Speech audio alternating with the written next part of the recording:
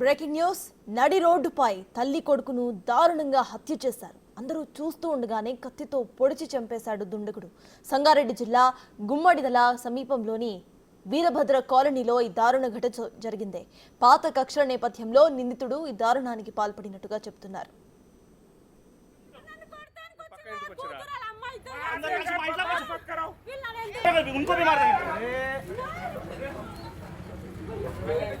అన్న ఎందుకు చంపేసినవే? ఇప్పుడు ఎన్ని రోజుల కింద చుట్టాలు ఏమన్నా మా ఇంట్లోకి వచ్చి చుట్టాలు ఏమన్నా మా ఇంట్లోకి వచ్చి మా పక్కన ఉంటారు. పక్క ఇంటికి వచ్చిరా?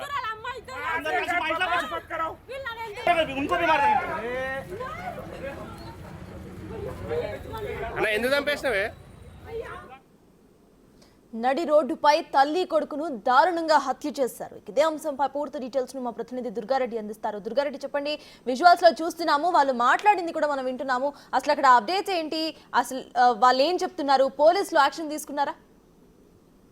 అయితే నాగరాజు ఇద్దరు సరోజిని దేవి 50 సంవత్సరాలు, అనిల్ 30 సంవత్సరాలు ఉన్న ఇద్దరిని మాత్రము ఇంటి పక్కన ఉండే నాగరాజు అంటే వీళ్ళు యూపీ ఉత్తరప్రదేశ్ సంబంధించిన వాళ్ళకు స్టీల్ పరిశ్రమలో పనిచేసే వారికంతా ఇక్కడ 20 సంవత్సరాల నుంచి ఇక్కడే నివాసం ఉంటున్నారు. నాగరాజు ఎవరైతే అంతకుడు ఉన్నాడో అంతకుడికి సంబంధించిన 2 సంవత్సరాల కొడుకు 6 మాసాల క్రితం ఒక నీటి సంపులో పడి చనిపోవడం జరిగింది. తను కొడుకు సాగు కారణము వీళ్ళేనని చెప్పి ఆ రోజు అనుమానం వ్యక్తం చేస్తే ఎవరైతే సరోజిని దేవి అనిల్ అంతా కూడా 6 మాసాల నుండి కనిపించకుండా వెళ్ళిపోయారు. 3 రోజుల మాత్రం అక్కడికి రావడం జరిగింది.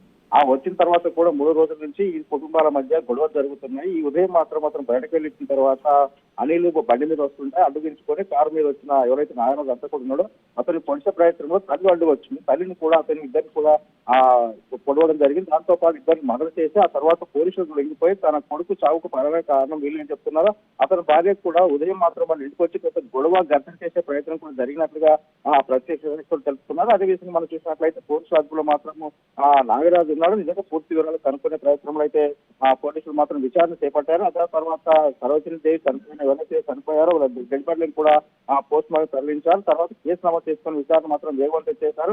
గత 6 మాసాల కింద తన కొడుకు చనిపోయినప్పుడు కూడా సీసీ ఫుటేజ్ ఏమైనా ఉందా, నిజంగా నీటి పంపులో ఆయన పడి చనిపోయాడా లేకుంటే వీళ్ళు ఏమైనా చేశారన్న కోణంలో కూడా పోలీసులు విచారణ మాత్రం కొనసాగుతుందని చెప్పవచ్చు. Prasanna, thank you Durga Reddy.